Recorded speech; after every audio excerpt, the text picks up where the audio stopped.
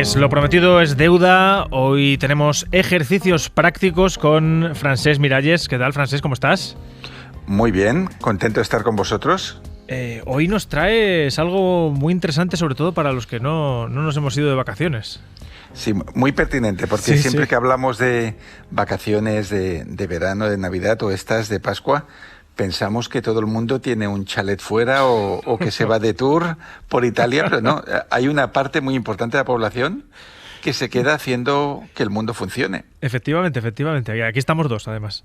Sí, además, por ejemplo, yo en mi caso, como freelance, una de las pocas ventajas de ser autónomo es decidir, por ejemplo, que viajas cuando el resto del mundo ya ha vuelto. Y de hecho yo empiezo mis vacaciones, fíjate lo que te digo, el día 11. Y eso está muy bien porque suele ser más barato, además. Sí, más barato. También hay ciertos sitios donde no encontrarías la manera de ir. Eso sí. Y mucha más tranquilidad. Sí, menos gente. Bueno, vamos a hablar de las vacaciones mentales, ¿no? Exacto. O sea, tanto si nos quedamos en la ciudad como si nos vamos a otro sitio, todo el mundo al final necesita unas vacaciones mentales y aprovechando que el mundo para por unos días, pues hay una serie de cosas que en un artículo que escribí para El País hace un tiempo, podemos hacer para cambiar de chip, ¿no? Desconectar un poco de lo que es la rutina, de lo que es el estrés, la presión de la vida cotidiana y vivir como lo haría un turista que se va a un país desconocido por primera vez. Entonces yo tengo como 7 propuestas que puede hacer cualquier persona desde su pueblo, desde su ciudad. Pues venga, adelante con ese ejercicio.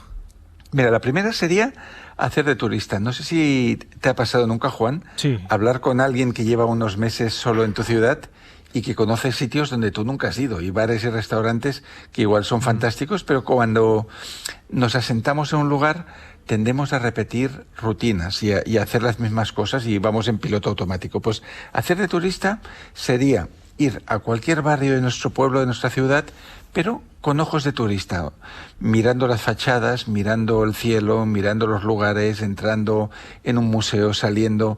Entonces, hacer lo que haríamos si descubriéramos este lugar por primera vez. Como decía Marcel Proust, que al final lo que se trata es de mirar la vida con ojos nuevos. Y eso sería hacer de turista en tu propia ciudad. Incluso podemos hacer de turista alternativo, que sería no ir a los típicos museos ni a los barrios del centro, sino tomar el metro y bajar en una parada donde nunca hemos estado o un autobús a la Tum y ir a cualquier barrio de la periferia, pasear por ahí, entrar en un bar cualquiera, sentarnos, leer un libro, ver el ambiente. Eso puede ser fascinante también. Mira, aquí te voy a contar yo un par de anécdotas que tengo en Madrid.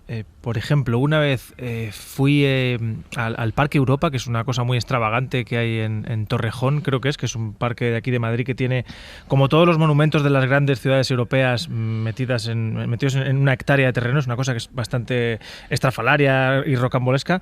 Pero es verdad que te da una sensación de estar en un sitio que no has estado nunca y decir, pues mira, soy turista casi en mi propia ciudad. Entonces entiendo que es por ahí por lo que dices, ¿no?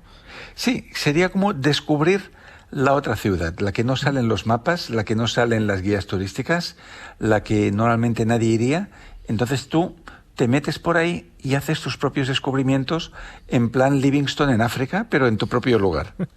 Y aquí entiendo que también entra, aparte de barrios, pues ir a bares que no conozcas, todo tipo de... Sí, ¿no? sí, tiendas extrañas, a veces donde hay cosas de segunda mano, estar en un parque, como bien has dicho, y ver qué tipo de ambiente corre por ahí, caminar entre bloques, observar cómo el ambiente es distinto al lugar de donde tú vienes. Entonces, si ya nos vamos un poco a ideas retro, claro, yo, porque tengo una edad, ya a partir de... yo te diría que por debajo de los 50 muchos no lo han vivido esto. Cuando leíamos Los Cinco, ¿no? Que eran estas novelitas de Enid Blyton, que prácticamente un tercio de la novela, que en teoría eran de aventuras, la pasaban haciendo picnic y tomando cerveza de jengibre. Entonces, para emular a Los Cinco, ahora que viene una primavera con buen tiempo, pues un buen plan para sentirte de vacaciones, pero sin irte muy lejos de tu sitio, es ir a un parque un poco grande, que tenga algún rincón de intimidad, pues con tu cesta y con tus bocadillos y un par de cervezas y con tus amigos y estar sentado en la hierba, pues charlando como si estuvieras en la campiña inglesa. Sí, aunque estés en el Madrid-Río, ¿no? O en el Retiro, pero el tema es cambiar un poco el ambiente. Exacto, y ponerte en ese modo un poco como si estuvieras en la Toscana, de sin prisa, disfrutando del tiempo, disfrutando de la bebida, disfrutando de la comida, de la conversación, llevarte un libro quizás y leerlos tirados bajo el sol de primavera. Entonces, hacer un poco una tarde bucólica o un día al aire libre, que además eso, la ciencia actual, que hay mucho interés por lo que se llama la cronobiología, que es cómo los relojes internos del ser humano se sincronizan con el reloj externo de la vida, que es la luz. Pues se ha demostrado que exponernos a la luz lo que hace es poner en hora todos los relojes internos, por ejemplo, el del sueño, el de la digestión, etcétera, ¿no? Por lo tanto, pasamos demasiado tiempo en nuestra caja de cerillas y nos viene muy bien estar al aire libre. Esto de que te dé la luz es muy importante, sobre todo para la gente que trabaja de noche. Lo recomendamos mucho. Exacto, se recomienda muchísimo. Mucho. Cuarto paso. Luego, montar un cineclub casero, ¿no? Quizás en el cine ahora mismo no están haciendo ninguna película que nos llame la atención, pero para combatir la rutina, seguro que conocemos de personas que tampoco se han ido de vacaciones porque no tienen chalet fuera ni tenían dinero para pagarse un tour. Entonces, invitamos a estos 3-4 huérfanos a casa y ponemos una de nuestras películas favoritas. No sé, cada cual tiene las suyas, ¿no?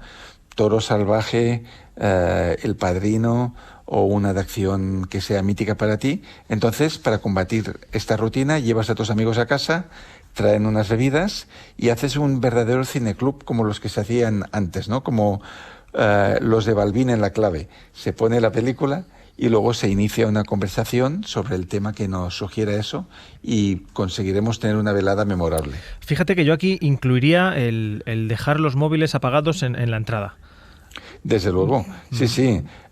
Los móviles apagados quizás los podemos dejar ya en el recibidor. Eso es. Y que no se ocupen de ellos ya hasta volver y apagar todas las luces y crear el ambiente y la sensación de las antiguas salas de cine, en las cuales tú te sentabas en la butaca esta tronada y se te olvidaba totalmente lo que era tu vida cotidiana. Pues este es un planazo. Para Viernes Santo, Sí. Sábado Santo es un planazo. Y el quinto que nos propones es escuchar música con atención plena. Exacto. Esto es algo que yo descubrí en Manchester. En una ocasión me llamaron para dar una conferencia en esta ciudad que es muy musical y de ahí han salido muchas bandas que luego han sido míticas en la historia del rock. Y lo que descubrí paseando por Manchester es que hay la moda allí de los pubs con sala para escuchar discos. ¿Y qué quiere decir eso? Pues que estaban programando, por ejemplo, Tubular Bells, pero tú podías reservar hora como quien compra una entrada en el cine, entrabas en esa sala insonorizada con un equipo de música maravilloso, con tu cerveza, te sentabas en un sofá o en un sillón con mucho silencio, con otras 15-20 personas que estaban allí exclusivamente para escuchar ese disco. No se puede hablar, hay que estar en silencio y pasabas 35 minutos, lo que durara el disco, con atención plena, escuchando la música, que era lo que se hacía antes. Yo me acuerdo, no sé, hacer cola para comprar el último disco de Pink Floyd o de lo que fuera, y que te lo llevabas a casa, quedabas con 3 o 4 amigos, y yo me acuerdo en mi casa con la luz apagada, pues nos tragábamos todo el disco y teníamos toda la atención en eso. Pues podemos hacerlo en nuestra casa, tanto si es un Spotify como si tenemos un equipo de música, escuchar un disco de principio a final, pero con esa atención que teníamos de adolescentes de captar cada detalle y dejar de escuchar la música como se hace hoy en día, que es música de fondo, que es música de ascensor. Total. Que la ponemos mientras contestamos los mails o estamos ordenando facturas. Sí, y yo alguna vez he hecho el ejercicio de intentar escuchar una canción entera sin despistarme o sin que se me vaya un poco la atención, y es difícil, ¿eh? Estamos en otra cosa siempre. Sí, porque nos hemos acostumbrado a que la música es algo complementario, a no ser que estemos en la ópera o en un auditorio.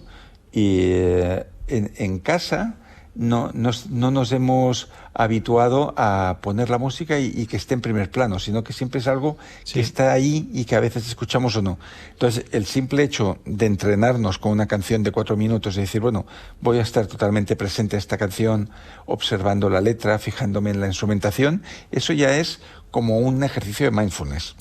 La sexta actividad que nos propones me encanta, que es hacer dieta digital. Exacto, que antes lo has dicho un poco, ¿no? Para estos invitados a nuestro cineclub, que hacemos que dejen los móviles en la entrada, pues elegir un día, por ejemplo un domingo o una tarde determinada, en la cual vamos a apagar todos los cachivaches, sobre todo vamos a apagar lo que es conectividad, y vamos a estar sin que entre ninguna actualización, ningún mensaje, ningún WhatsApp, ningún correo, sino vivir de manera analógica, bien sea en casa o bien porque vamos a dar un paseo y tenemos la osadía de dejar el móvil en un cajón y decir, bueno, voy a pasear 1 hora y en esta hora nadie me podrá encontrar, nadie me puede llamar, tendrán que esperar. Que eso es lo que pasaba antes, ¿no? Que había un contestador automático con una pequeña cinta y tú volvías y veías, bueno, pues que habían 2 o 3 personas que habían dejado un mensaje y tú los contestabas de manera seguida, ¿no? Pues volver a esa ceremonia de atención analógica de o bien leer un libro con total atención o bien dar un paseo sin preocuparte de quién está llamando o quién está interaccionando con nada. Es un ejercicio fantástico, sin duda. Y la última que nos propones, tengo que decirte que para mí es un poco la más ambiciosa. Sí, escribir un libro, bueno, hay la famosa tríada, ¿no? De tener un hijo, plantar un árbol, escribir un libro. Escribir un libro quizás es la más trabajosa a nivel intelectual, en el sentido que si no has escrito nunca un blog o no has escrito nunca un cuento, pues difícilmente vas a escribir un libro. Pero entonces puedes ponerte un objetivo más pequeño, ¿no? Como escribir en un par de páginas o 3 algún hecho relevante de tu vida. La primera cita romántica que tuviste, que siempre suele ser jugosa porque uno es muy torpe y no conoce las reglas del juego y pasan cosas divertidas, o el momento de tu vida en el que pasaste más miedo, o un episodio determinado de tu infancia que para ti es entrañable, pues escribirlo. De hecho, incluso podemos escribir de cosas que no hemos vivido. Y pensemos que Jules Verne, que escribió la mayoría de sus novelas de viajes sin haber salido nunca de Francia.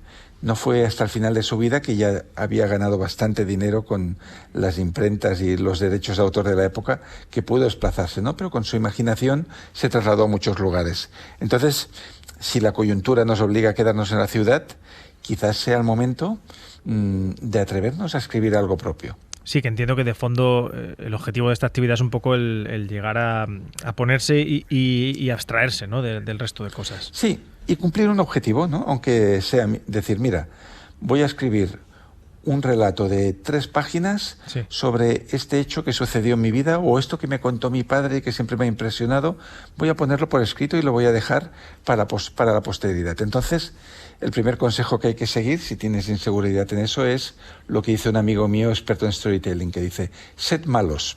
Y no se refiere a que seamos traviesos, sino atreverte a escribirlo mal, a que sea una porquería incluso, porque cuando lo hayas terminado, entonces un segundo ejercicio puede ser coger la lija fina y empezar a pulir. Pero llegar al final del objetivo que te has puesto.